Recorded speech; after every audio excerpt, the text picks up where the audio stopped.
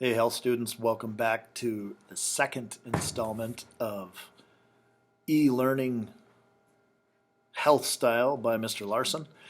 So hopefully the first four lessons went okay for you via distance learning.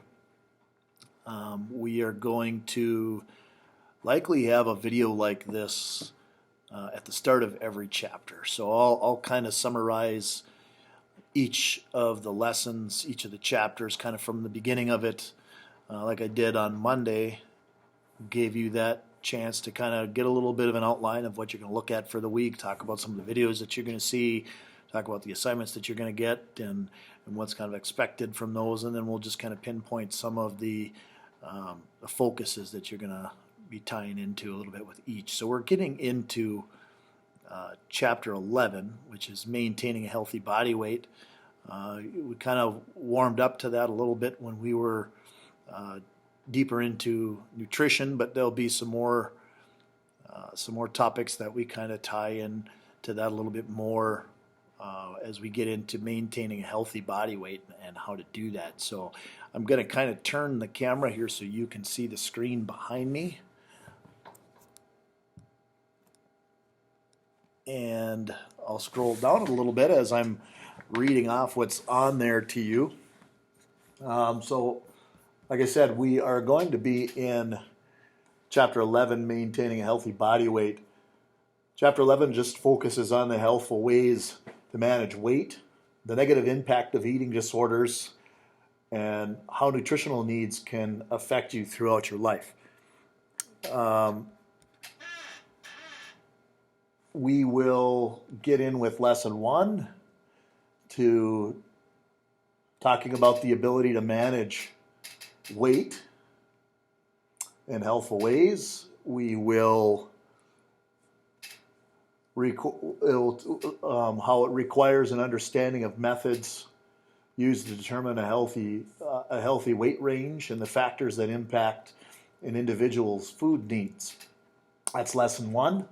Lesson 2, we're going to talk a little bit more about negative body image and how that factor can lead into unhealthy eating behaviors, as well as how that can cause problems with eating disorders. So eating disorders and those being dangerous eating habits that can require treatment by a mental health professional. And then lesson 3, I'll talk more about nutritional needs and how they vary throughout a person's life. It changes from decade to decade, changes from year to year. As you get older, things kind of change, and particularly talking about how the metabolism changes, especially from being a teenager into your adult years. So that'll be part of that. But nutritional needs are going to vary throughout life. There's many important factors, such as your age, your gender, and the lifestyle that can change a person's nutritional requirements. And what they're talking about lifestyle is talking about what your eating habits are, talking about what your activity level is, and a lot of different things that kind of fall into play with that. Okay, videos that you're going to take a look at, and actually you're only going to have one video this week. That video is going to be, or excuse me, not this week, one video during chapter 11, and that will come in lesson 3, and that would be Life Without Limbs. The other two, we don't have videos on those days, so a little shorter days for you. And assignments, check-in assignments that you're going to be looking for this week on on Monday, that's going to be 11.1, and you're just going to have to complete the quiz that day, so make sure you read through the text or the PowerPoint and take the quiz. The second day then, 11.2, when you're into that day, you'll go through the notes worksheet and fill that out, turn that in for your check-in assignment. And then when you're at 11.3, you're going to do a journal/discussion, and same as we did it before and how we'll continue to do these journal/discussions throughout distance learning, you're going to follow the directions on how to do that. And you're just going to make sure that you answer the 2 questions in your post.